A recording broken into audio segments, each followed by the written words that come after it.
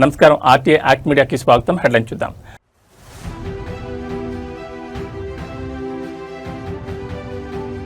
మహాలక్ష్మి ఉచిత ప్రయాణం super success.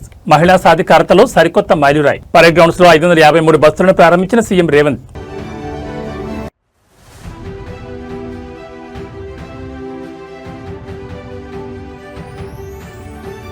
Visakha steel plant ప్రమాదంపై రాజకీయం వద్దు. కార్మిక నేతల తీరుపై మంత్రి నారా లోకేష్ తీవ్ర ఆగ్రహం.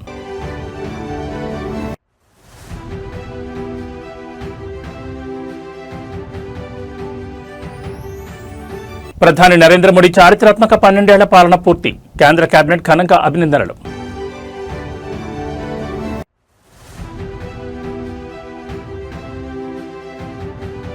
భాగ్యనగరాన్ని వణికించిన భారీ వర్షం. బేగంపేట్, ఖైరతాబాద్ పరిధిలో ఏకంగా 9 సెంటీమీటర్ల కుండపోత.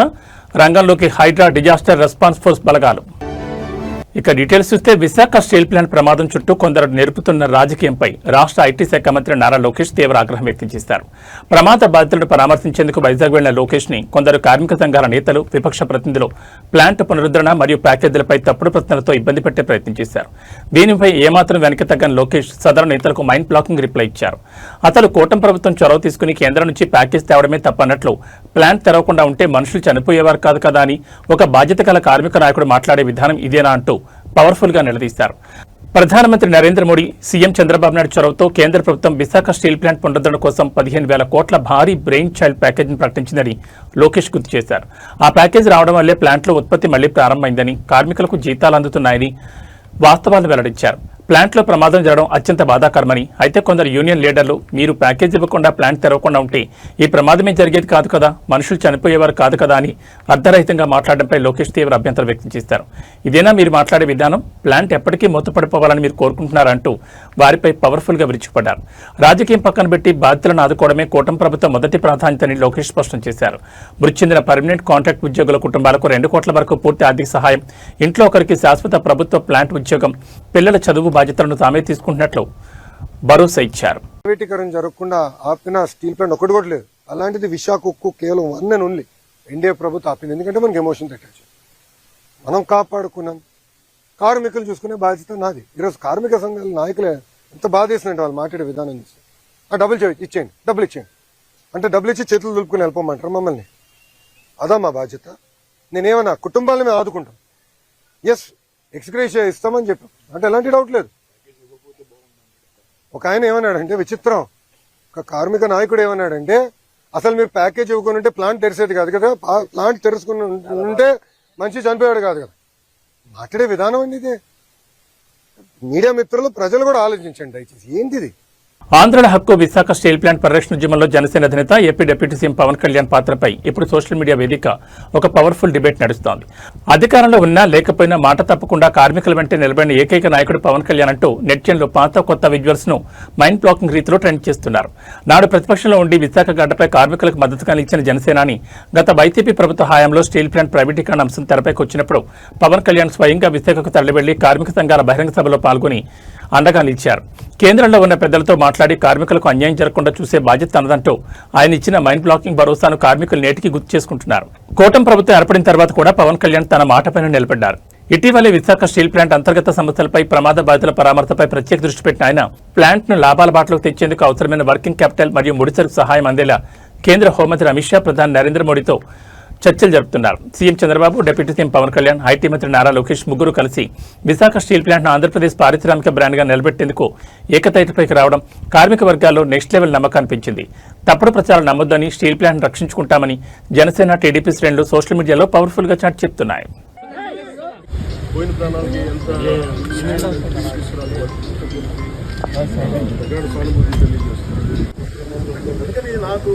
స్టీల్ ప్లాంట్ చాలా అద్భుతంగా ఉండాలి, ఇలాంటి ప్రమాదాలు జరగకూడదు అనేది మా అందరూ. తెలంగాణలో కోట్లాది మంది మహిళల ఆర్థిక సాధికారతకు ముఖ్యమంత్రి రేవంత్ రెడ్డి పరేడ్ గ్రౌండ్స్ వేదిక ఒక పవర్ఫుల్ రోడ్ మ్యాప్ ఆవిష్కరించారు. రాష్ట్ర చరిత్రలోని మునుపెన్నడూ లేని విధంగా మండల మహిళా సమాఖ్యల పూర్తి యాజమాన్య పర్యవేక్షణలో నడవబోయే ఏకంగా 553 సరికొత్త ఆర్టీసీ బస్సులను ముఖ్యమంత్రి జెండా ఊపి ఘనంగా ప్రారంభించారు. మహిళలు కేవలం బస్సుల్లో ఉచితంగా ప్రయాణించడమే కాదు, ఇకపై బస్సులు బోనర్లుగా మారి లాభాలు ఆర్జించాలని కాన్సెప్ట్ తో కాంగ్రెస్ ప్రభుత్వం ఈ పవర్ఫుల్ నిర్ణయం తీసుకుంది. రాష్ట్ర వ్యాప్తంగా ఉన్న మండల మహిళా సమాఖ్యలకు బ్యాంక్ లింకేజ్ మరియు ప్రభుత్వ సబ్సిడీల ద్వారా ఈ 553 బస్సులను కేటాయించారు. ఈ బస్సుల ద్వారా వచ్చే ఆదాయం నిర్వహణ అంతా మహిళా సంఘాల చేతుల్లోనే ఉంటుంది. గ్రామీణ రోడ్లలో రవాణా కష్టాలను తీరుస్తూనే మహిళలకు ఉపాధి కల్పించడమే దీని అసలు లక్ష్యం. సికింద్రాబాద్ పరేడ్ గ్రౌండ్స్ వేదికగా వందలాది మంది ఇందిరమ్మ మహిళా సంఘాల ప్రతినిధుల సమక్షంలో సీఎం రేవంత్ రెడ్డి సరికొత్త బస్సుల కాన్వాయ్ను ప్రారంభించారు.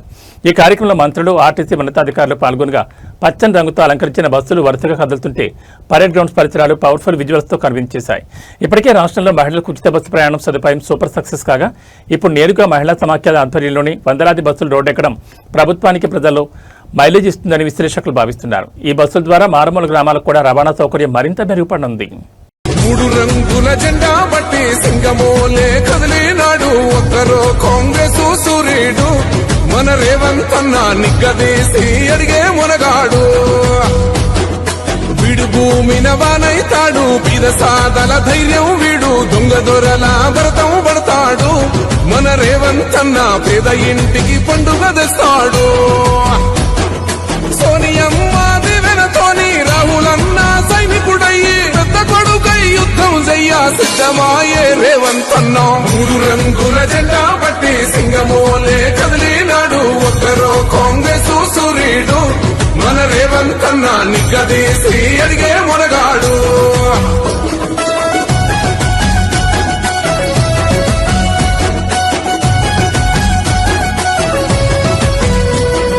దాడులెన్ని జరిగిన గాని దడువలేదు రేవంత్ అన్న గంతకంతా ఎత్తుకు ఎదిగాడో.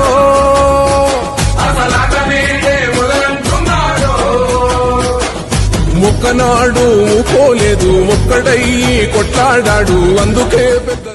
జాతీయ రాజకీయాల్లో మరియు అటు మధ్యప్రదేశ్ ఇటు తెలంగాణ పొలిటికల్ సర్కిల్స్ లో రాజ్యసభ ఎన్నికల వేడి ఒక్కసారిగా రణరంగానికి దారితీసింది. కాంగ్రెస్ పార్టీ ప్రతిష్టాత్మకంగా బరిలోకి దించిన సీనియర్ నాయకురాలు తెలంగాణ కాంగ్రెస్ ఇన్ఛార్జ్ మీనాక్షి నటరాజన్ నామినేషన్ను సాంకేతిక కారణాల సాకుతో తిరస్కరించడంపై కాంగ్రెస్ శ్రేణులు విరుచుకుపడుతున్నాయి. ఈ వ్యవహారంపై తెలంగాణ మంత్రి పొన్నం ప్రభాకర్ కేంద్రంలోని బీజేపీ ప్రభుత్వంపై అత్యంత ఘాటైన బాణాలు విసిరారు. ముందస్తు నోటీసులు లేకుండా అసలు కేసు వివరాలంటూ చెప్పకుండా ఒక మహిళా అభ్యర్థి నామినేషన్ రిజెక్ట్ చేయడం పూర్తిగా అప్రజాస్వామికమని మండిపడ్డారు. నామినేషన్ తిరస్కరణ ప్రక్రియపై మంత్రి పొన్నం ప్రభాకర్ తీవ్ర ఆగ్రహం వ్యక్తం చేశారు. కనీసం ముందస్తు నోటీసు ఇవ్వకుండా అభ్యంతరాలపై వివరణ ఇచ్చుకునేందుకు సరైన సమయం కూడా కేటాయించకుండా నామినేషన్ స్క్రాప్ చేయడం బీజేపీ నిరంకుశత్వానికి పరాకాష్ఠం ధ్వజమెత్తారు. తెలంగాణలో కేవలం ఒక కోర్టు నోటీసు వచ్చిన వ్యవహారాన్ని ఏదో పెద్ద క్రిమినల్ కేసు పెండింగ్ లో ఉందంటూ అఫిడవిట్లో సమాచారం దాచారనే సాకుతో బీజేపీ కావాలనే అడ్డుకుందని పొన్నం ప్రభాకర్ ఆరోపించారు. ఓటమి భయంతోనే బీజేపీ ఇటువంటి కుట్రలకు తెరలేపిందని కామెంట్స్ చేశారు. ఢిల్లీ వేదికగా మహిళా సంక్షేమం, నారీ శక్తి గురించి గొప్పలు చెప్పుకునే బీజేపీ క్షేత్రస్థాయిలో మాత్రం ఒక బలమైన మహిళా నాయకురాలు పార్లమెంట్కి వెళ్లకుండా ఇలాంటి కక్ష సాధించి రాజకీయాలు చేయడం సిగ్గుచెట్టంతో చెప్పారు. ఈ అప్రజాస్వామిక నిర్ణయంపై ఉన్నత న్యాయస్థానాలు వెంటనే జోక్యం చేసుకుని న్యాయాన్ని కాపాడాలని మంత్రి విజ్ఞప్తి చేశారు. మీనాక్షి నటరాజన్ గారి నామినేషన్ రద్దుపై మంత్రి పొన్నం ప్రభాకర్ లేవనెత్తిన ఈ పవర్ఫుల్ ప్రశ్నలు ఇప్పుడు ఢిల్లీలోని కేంద్ర ఎన్నికల సంఘం కార్యాలయం నుంచి గల్లీ రాజకీయాల వరకు తీవ్ర చర్చకు దారితీశాయి. మీనాక్షి నటరాజన్ గారి రాజ్యసభ నామినేషన్ తిరస్కరించడం పూర్తిగా అప్రజాస్వామికం, రాజ్యాంగ విరుద్ధం. తను ఎటువంటి కేసు హాజరు కాకుండా, నోటీసు లేకుండా, తనపై కేసున్న అంశం కూడా తెలియని పరిస్థితుల్లో ఎన్నికల అఫిడవిట్లో ఆ కేసును మెన్షన్ చేయలేదనేటువంటి ఆలోచనతో భారతీయ జనతా పార్టీ కుట్రపూరిత రాజకీయాల్లో భాగంగా ఎన్నికల నామినేషన్ స్క్రూటినీ చేసినారు. గాంధేయవాదిగా చట్టము, న్యాయము, ప్రజాస్వామ్యం అంటే అపారమైనటువంటి గౌరవం ఉన్నటువంటి మీనాక్షి నటరాజన్ గారు ఈరోజు భారతీయ జనతా పార్టీని అడుగుతా ఉన్న మహిళలంటే గౌరవం, మహిళల కొరకు రిజర్వేషన్లు తెస్తాం, బేటీ బచావ్ బేటీ పడావ్ అనే మీరు ఒక సుశిక్షితులైనటువంటి కాంగ్రెస్ కార్యకర్తగా, ఎన్ఎస్సీ నాయకురాలుగా ఎదిగినటువంటి ఒక గాంధేయవాది నామినేషన్ తిరస్కరించారంటే ఎంత రాజకీయ అప్రజాస్వామ్యమో గమనించాలని కోరుతా ఉన్నాం. ఇది దురదృష్టకరం. వెంటనే న్యాయస్థానాలు మేల్కొని న్యాయస్థానాలకు విజ్ఞప్తి చేస్తున్నాం. దీని మీద పూర్తి స్థాయి విచారణ జరిపి ఆ నామినేషన్ ను తిరిగి పరిగణలోకి తీసుకోవాలని కోరుతూ ఈ రాజకీయ క్రీడలో నిరంకుశత్వంగా వివరిస్తున్న బీజేపీ తీరు అటు బెంగాల్లో కావచ్చు, ఇతర రాష్ట్రాల్లో రాజకీయ ఏ క్రూరత్వం అయితే చేస్తున్నారో ఇది ప్రజాస్వామ్యానికి మంచిది కాదని. భారతదేశ రాజకీయ యువనికపై సరికొత్త చరిత్ర లిఖించబడింది. నవభారత నిర్మాణమే లక్ష్యంగా సాగుతున్న ప్రధానమంత్రి నరేంద్ర మోడీ నాయకత్వానికి నేటితో సరిగ్గా 12 ఏళ్లు పూర్తయ్యాయి. ఈ మైండ్ బ్లాకింగ్ మైల్ స్టోన్ రోజుని దేశ రాజధాని ఢిల్లీలో ప్రధానమంత్రి అధ్యక్షతన కేంద్ర కేబినెట్ సమావేశం అత్యంత పవర్ఫుల్ గా ప్రారంభమైంది.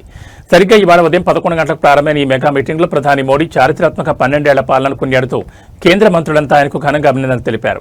ఇవాళ ఉదయం 11 గంటలకు కేబినెట్ హాల్లో ప్రధాని మోడీ అడుగుపెట్టగానే కేంద్ర సీనియర్ మంత్రులు రాజ్నాథ్ సింగ్, అమిత్ షా, నితిన్ గడ్కరీ సహా కేబినెట్ సహచరులంతా లేచి నిలబడి ఆయనకు శుభాకాంక్షలు తెలియజేశారు. ఒక సామాన్య కార్యకర్త నుండి దేశాన్ని 12 ఏళ్లుగా తిరుగులేని శక్తిగా నడిపిస్తున్న ఏకైక గ్లోబల్ లీడర్ మోదీనంటూ మంత్రులు కొనియాడారు. ఈ కేబినెట్ భేటీ కేవలం అభినందనలకే పరిమితం కాకుండా దేశవ్యాప్తంగా సామాన్యులకు, రైతులకు మరియు పారిశ్రామిక రంగానికి బూస్టింగ్ ఇచ్చే పలు నిర్ణయాలకు ఆమోదం తెలపబోతోంది. ముఖ్యంగా మౌలిక వసతుల కల్పన, ఉపాధి రక్షణ మరియు కొత్త జాతీయ ప్రాజెక్టులకు సంబంధించిన నిధుల విడుదలకు కేబినెట్ పచ్చజెండా ఊపనున్నట్టు తెలుస్తోంది. తనపై నమ్మకం ఉంచిన దేశ ప్రజలకు, కేబినెట్ సహచరులకు కృతజ్ఞతలు తెలుపుతూనే రాబోయే కాలంలో భారత్ను ప్రపంచంలోనే టాప్ 3 ఆర్థిక వ్యవస్థగా నిలబెట్టేందుకు మరింత వేగంగా పనిచేయాలని మంత్రిమండలికి ప్రధాని మోడీ పవర్ఫుల్ గా దిశానిర్దేశం చేశారు.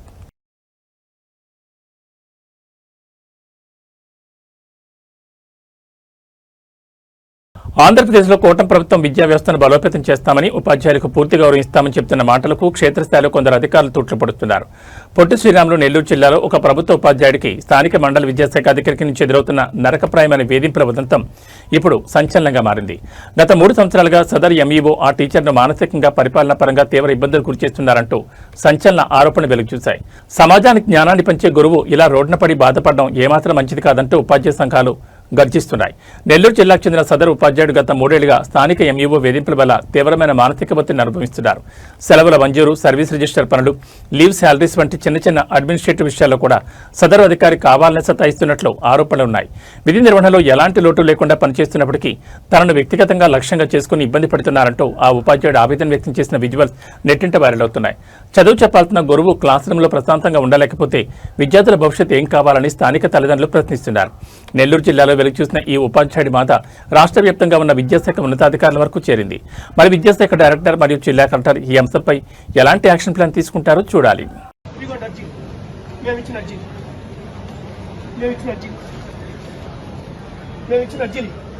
మాకు 3 సంవత్సరాల నుంచి న్యాయం చేయకుండా తెప్పుతున్నారు. మా అమ్మ 70 సంవత్సరాలు, ఆమె నడువులు లేవు. ఇదంతా నెల్లూరు ఎంఈఓ చేసి తిరుపాలు చేసిన కుట్ర. ఇది పోకిరి పిల్లకాయలు పెట్టి ఒక టీచర్ని గుర్తించి 3 సంవత్సరాలకి న్యాయం జరగకుండా రాజకీయ నాయకులు చెప్పిస్తా కలెక్టర్ గారు యాక్షన్ తీసుకోకుండా డీఈఓలు, కలెక్టర్లు అందరూ చేరి డ్రామాలు ఆడుతున్నారు. వాళ్ళ టీచర్ని మా జీవితాన్ని సర్వనాశనం చేస్తున్నారు. మేము అడిస్తే మేము ఆవేశపరుడు పిచ్చోడని మా మీద ముద్ర వేస్తున్నారు. 3 సంవత్సరాల నుంచి సార్ మా జీవితం సర్వనాశనం అయిపోయింది. నాకు నా భార్యకి మధ్య చిచ్చు పెట్టారు కాపురంలో. ఏ రాజకీయ నాయకుడు చెప్తున్నాడు, ఏ మంత్రి చెప్తున్నాడు, ఏ ఏదో చెప్తున్నాడు. చెప్తున్న కలెక్టర్ గారికి 3 సంవత్సరాల నుంచి అర్జీలు చూడండి. ఇదిగో పిల్లకాయల అర్జీలు, ఇదిగో మమ్మల్ని కొట్టించిన రాయి, ఇదిగో విద్యార్థి చేత కొట్టించిన రాయి.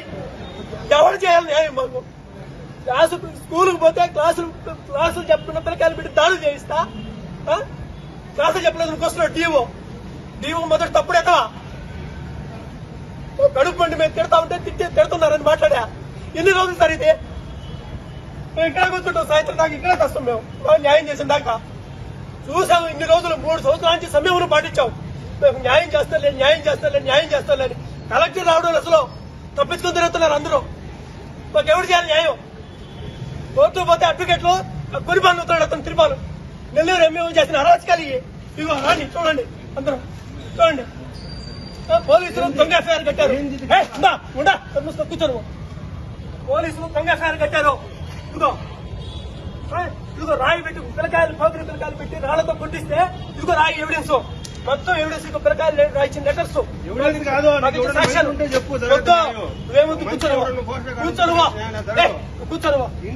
కూర్చో, నేను ఒక్కడైనా కూర్చుంటా. మాకు ఎవరు న్యాయం చేయకుండా, మాకు న్యాయం జరగకుండా, మా పక్క ఎవరు నిలబడకుండా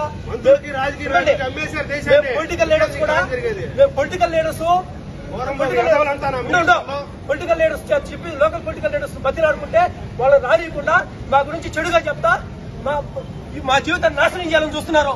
చూడండి ఎవిడెన్స్ ఎన్ని ఉన్నాయో. మొత్తం పిల్లకాయలు అడగడు పోయి మేము ఎట్లా చదువు చెప్పామో.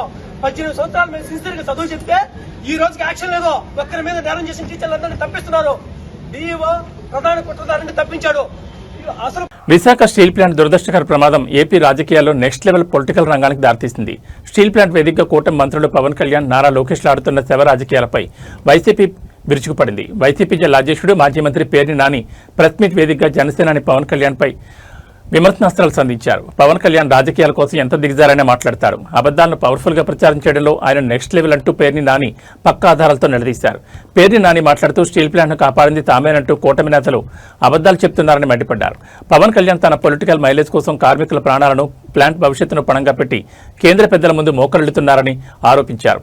కేంద్రం 100% ప్రైవేటీకరణ చేయాలని పట్టుబట్టినప్పుడు నాటి ముఖ్యమంత్రి వైఎస్ జగన్మోహన్ రెడ్డి అసెంబ్లీ సాక్షిగా ప్రైవేటీకరణకు వ్యతిరేకంగా తీర్మానం ఆమోదించి కేంద్రానికి పంపిన హిస్టరీని నాని గుర్తు చేశారు. జగనన్న ప్లాంట్ రక్షణ కోసం అంతగా పోరాడితే నేడు పవన్ కళ్యాణ్ సిగ్గు లేకుండా వైసీపీపై బురద జల్లడం వెంటనే నిలదీశారు. ప్లాంట్లో జరిగిన ప్రమాదంపై మాట్లాడుతూ 22 మంది చేయాల్సిన పనిని కేవలం 11 మందితో చేయించడం వల్లే ఈ ఘోరం జరిగిందన్నారు. గత 2 ఏళ్లుగా కేంద్రం వీఆర్ఎస్ పేరుతో అనుభవజ్ఞులైన కార్మికులను బలవంతంగా పంపించి తక్కువ జీతాలకు అనుభవం లేని వారితో పనిచేయించడం వల్లే ఈ విషాదం జరిగిందని, దీనికి కేంద్ర రాష్ట్ర ప్రభుత్వాల నిర్లక్ష్యమే కారణమని నిజాలు వెల్లడించారు. పవన్ కళ్యాణ్ గారు మీడియాతో మాట్లాడుతూ ఈరోజు విశాఖపట్నంలో పవన్ కళ్యాణ్ గారు మీడియాతో మాట్లాడుతూ ఏం మాట్లాడతారు? జగన్మోహన్ రెడ్డి గారు ముఖ్యమంత్రిగా ఉండగా అంట స్టీల్ ప్లాంట్ని అమ్మేద్దామని చూశాడంట. స్టీల్ ప్లాంట్ని అమ్మేద్దామని చూశాడంట. ఈయన ఏదో కాగితం మీద రాసుకెళ్ళి సెంట్రల్ హోమ్ మినిస్టర్ గారికి ఇవ్వగానే వెంటనే ఆపేశారంట. మాట్లాడటానికి అంటే రాజకీయాల కోసం ఎంత దిగజారైనా పవన్ కళ్యాణ్ గారు ఏమైనా మాట్లాడతాడు, ఏమైనా చేస్తాడు. ఇంకా పవన్ కళ్యాణ్ గారు ఇది దుర్మార్గం కదా మీరు మాట్లాడేది, నీచం కూడా కదా అది. చూడండి కేంద్ర మంత్రి గారు ఏం మాట్లాడుతున్నాడు, ఏమని చెప్పాడు కేంద్ర మంత్రి గారు? In COVID period, 2018-19 and 2020-21, they earned the profit of 92 crores and 930 crores in that 2 years. But ultimately, in 2021 January, I think, our Deepam, they have decided to disinvestment for 100%. To go for the selling of the unit to privatize the unit 100%. But during that time, Andhra government, they have passed a resolution in the Andhra Assembly opposing this disinvestment decision. Even though downfall was there, in COVID period, 2018 కేంద్ర మంత్రి గారు 2025లో చెప్పాడు ఈ మాట. 2025 జనవరిలో విశాఖపట్నం వచ్చి చెప్పాడు. ఏమని? ఆ రోజు కేంద్ర ప్రభుత్వం మొత్తం దీన్ని అమ్మేయడానికి నిర్ణయం తీసుకుంది, 100% అమ్మేయడానికి నిర్ణయం తీసుకుంది. జగన్మోహన్ రెడ్డి గారి ప్రభుత్వం అసెంబ్లీలో తీర్మానం చేసింది, కార్మిక సంఘాలు గొడవలు చేసినాయి, అప్పటి నుంచి ఆగిపోయి ఉంది ఇది. అంతేగాని కేంద్ర ప్రభుత్వం అనేది వెనక్కి తీసుకోవడం కూడా జరగలేదు ఇప్పుడు దాకా. గ్రేటర్ హైదరాబాద్ ను వానదేవుడు కరుణించాడు. నగరంపై ఒక్కసారిగా విరిచిపోయిన భయంకరమైన వర్షం భాగ్యనగరాన్ని చెరువులా మార్చేసింది. బేగంపేట, ఖైరతాబాద్, సచివాలయం పరిసర ప్రాంతాల్లో ఏకంగా 9 సెంటీమీటర్ల మైండ్ బ్లాకింగ్ వర్షం పడడంతో వీఐపీ రోడ్లన్నీ మోకాళ్లలోతు నీటిలో మునిగిపోయాయి. ఈ అత్యవసర తరుణంలో నగర ప్రజలను కాపాడేందుకు హైడ్రా డిజాస్టర్ రెస్పాన్స్ ఫోర్స్ సిబ్బంది పవర్ఫుల్ గా రంగంలో దిగారు. హైడ్రా కమిషనర్ ఏబీ రంగనాథ్ స్వయంగా క్షేత్రస్థాయిలో పర్యటిస్తూ ట్యాంక్ బండ్ సెక్రటరియట్ వద్ద నిలిచిన వరద నీటిని, విరిగిపడిన వృక్షాలను యుద్ధ ప్రాతిపదికన తొలగింపు చేస్తున్నారు. ట్యాంక్ బండ్ మీద సికింద్రాబాద్ వైపు వెళ్లే ప్రధాన రహదారిపై మోకాళ్ల లోతు నీరు నిలిచిపోవడమే కాకుండా భారీ వృక్షం కూలిపోవడంతో కిలోమీటర్ల మేర ట్రాఫిక్ స్తంభించింది. సమాచారం అందిన వెంటనే హైడ్రా కమిషనర్ ఏబీ రంగనాథ్ స్వయంగా స్పాట్కు చేరుకున్నారు.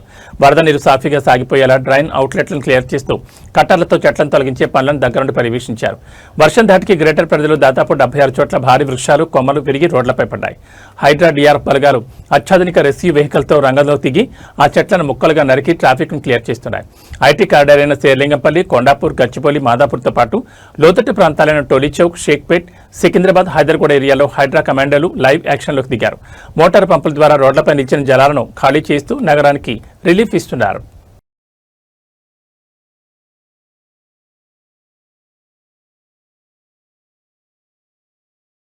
తెలంగాణ రాజకీయ మరియు సామాజిక చరిత్రలో జూన్ 9వ తేదీ ఒక అద్భుత ఘట్టానికి వేదికగా నిలిచింది. సికింద్రాబాద్ పరేడ్ గ్రౌండ్స్ లో నిర్వహించిన మహిళా శక్తి వారోత్సవాల ముగింపు సభ నిజంగానే ఆడబిడ్డల అజేయమైన శక్తికి అద్దం పట్టింది. సభ ప్రారంభ సమయానికి నగరాన్ని ముంచెత్తిన భారీ కుండపోత వర్షంలోనూ రాష్ట్ర వ్యాప్తంగా తరలివచ్చిన వేలాది మంది స్వయం సహాయక సంఘాల మహిళలు ఏమాత్రం వెనుకడుగు వేయకుండా వర్షంలోనే తడుస్తూ సభలో కూర్చుని తమ ఐక్యతను చాటారు. ఈ అపూర్వ దృశ్యాన్ని చూసి చలించిపోయిన ముఖ్యమంత్రి రేవంత్ రెడ్డి మహిళలతో పెట్టుకున్న ఎవరూ అధికారంలో ఉండలేరు అంటూ విపక్షాల గుండెల్లో రైలు పరిగెత్తించేలా గర్జన చేశారు. బస్సుల లాంచింగ్ సమయంలో కొండపోతగా వర్షం పడడంపై సీఎం రేవంత్ రెడ్డి ఎంతో హుందాగా స్పందించారు. ఈ వర్షం అడ్డంకి కాదు, మహిళా లోకానికి ఆ వరుణదేవుడు స్వయంగా అందించిన పవర్ఫుల్ ఆశీస్సులని అభివర్ణించారు. ఇంతటి ప్రతికూల వాతావరణంలోనూ కదలకుండా కూర్చున్న మహిళలకు ఓపికకు ఆయన శిరస్సు వంచి నమస్కరించారు. మహిళలను కేవలం చిన్న వ్యాపారాలకే పరిమితం చేయకుండా కోటీశ్వరం చేయడమే తమ లక్ష్యమని సీఎం స్పష్టం చేశారు. ఇందులో భాగంగానే 553 సరికొత్త ఆర్టీసీ బస్సుల నిర్వహణను మహిళా సంఘాలకు అప్పగిస్తూ జెండా ఊపారు. అంతేకాకుండా మహిళా సంఘాల జీరో వడ్డీ రుణ పరిమితిని 5 లక్షల నుంచి ఏకంగా 10 లక్షలకు పెంచుతున్నట్లు ప్రకటన చేశారు. భారీ వర్షాన్ని సైతం ఎదిరించి పరేడ్ గ్రౌండ్స్ లో మహిళలు ప్రదర్శించిన ఈ మహిళా శక్తి కాంగ్రెస్ ప్రభుత్వ పాలనకు ప్రజల్లో మైలేజ్ తెచ్చిపెట్టింది. మరి సీఎం ఇచ్చిన హామీల ప్రకారం రాబోయే రోజుల్లో ఎంతమంది ఆడబిడ్డలు లక్షాధికారులు కోటీశ్వర్లుగా మారతారో చూడాలి.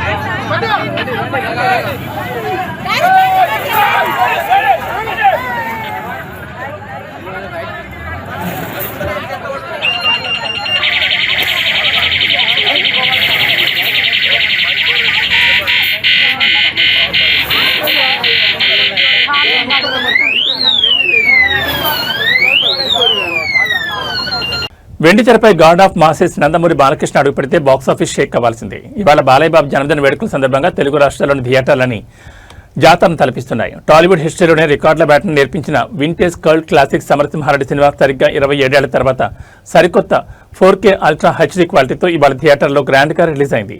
ఉదయం అటు నుంచే నందమూరి అమ్మాయిలు థియేటర్ల వద్ద కొబ్బరికాయలు కొడుతూ స్క్రీన్ల ముందు పేపర్లు విసురుతూ జరిపిన లైవ్ హంగామా ఇప్పుడు సోషల్ మీడియాను పూర్తిగా షేక్ చేస్తోంది. థియేటర్లో నందమూరి లోకోద్ధారక అనే పవర్ఫుల్ సాంగ్ రాగానే థియేటర్ల రూఫులు బద్దలైపోయేలా ఫ్యాన్స్ అరుపులతో హోరెత్తించారు. హీరోయిన్లు సిమరాన్, అంజలా జవేర్లతో బాలయ్య బాబు వేసిన గ్రేస్ఫుల్ స్టెప్లకు మణిశర్మ అందించిన మైండ్ బ్లాకింగ్ బ్యాక్గ్రౌండ్ స్కోర్కు థియేటర్ లోపల యువత మాస్ డాన్సులతో బీభత్సం సృష్టిస్తున్నారు.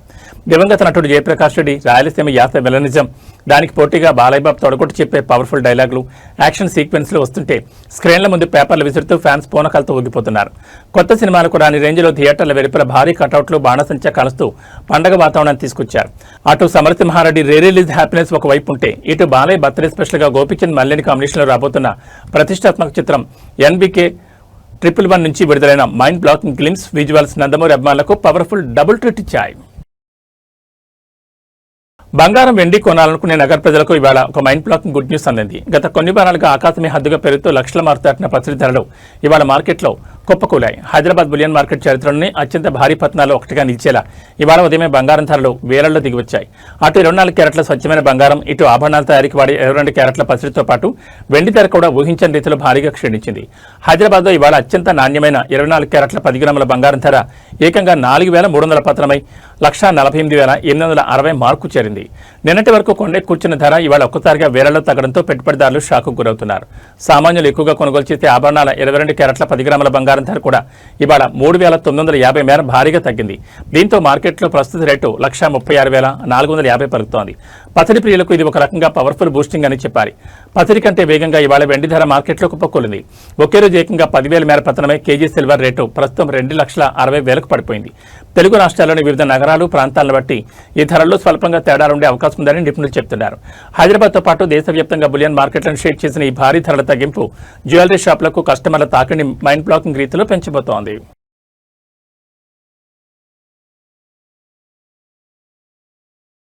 రామరాజ్య వైభవం అయోధ్య క్షేత్రంలో కన్నుల పండుగ సాగుతోంది. 2024 జనవరి 22న ప్రధాని నరేంద్ర మోడీ చేతుల మీదుగా బాలరాముడి ప్రాణప్రతిష్ఠ జరిగిన నాటి నుంచి నేటి వరకు అయోధ్యకు భక్తుల రాక మైండ్ బ్లాకింగ్ రీతిలో సరికొత్త రికార్డులను తిరగరాస్తోంది. గడిచిన కాలంలో ఏకంగా 15 కోట్లకు పైగా భక్తులు అయోధ్య రామయ్యను దర్శించుకున్నట్లు శ్రీరామ జన్మభూమి తీర్థక్షేత్ర ట్రస్ట్ అధికారికంగా ప్రకటించింది. కేవలం భక్తుల సంఖ్య కాదు, భక్తితో వారు సమర్పించిన కానుకలు, విరాళాల మొత్తం కూడా అక్షరాల 500 కోట్ల మార్కును దాటిపోవడం ఇప్పుడు జాతీయ స్థాయిలో సంచలనంగా మారింది. మొత్తం విరాళాలలో ఆన్లైన్ బ్యాంకింగ్, క్యూఆర్ కోడ్లు మరియు ఆలయ ప్రత్యేక కౌంటర్ల ద్వారా అత్యధికంగా 350 కోట్ల నిధులు జమయ్యాయి. ఇక ఆలయ ప్రాంగణంలో ఏర్పాటు చేసిన 4 పెద్ద హుండీల ద్వారా భక్తులు నేరుగా సమర్పించిన నగదు, బంగారం, వెండి కానుకల రూపంలో మరో 150 కోట్లు లభించినట్లు ట్రస్ట్ లెక్కలను బయటపెట్టింది. ఆలయానికి అందుతున్న ప్రతి రూపాయికి పక్కా లెక్కలున్నాయని ట్రస్ట్ ప్రతినిధులు స్పష్టం చేశారు. స్టేట్ బ్యాంక్ ఆఫ్ ఇండియా మరియు ఐసిఐసిఐ బ్యాంకుల ప్రత్యేక బృందాలు అత్యాధునిక కౌంటింగ్ మిషన్లతో నిత్యం ఈ విరాళాలు లెక్కిస్తున్నాయని, ఖర్చుల విషయంలో 100% పారదర్శకతను మరియు ఖచ్చితత్వాన్ని పాటిస్తున్నామని వెల్లడించారు. 2 సంవత్సరాల స్వల్ప వ్యవధిలోనే 15 కోట్ల మందికి పైగా భక్తులు దర్శించుకోవడం ప్రపంచంలోని ఏ పుణ్యక్షేత్రానికైనా అరుదైన రికార్డు. రోజు సగటున 1,00,000కు పైగా భక్తులు వస్తుండటంతో అయోధ్య నగరం ఆధ్యాత్మిక పర్యాటక కేంద్రంగా అంతర్జాతీయ స్థాయిలో అభివృద్ధి చెందుతోంది.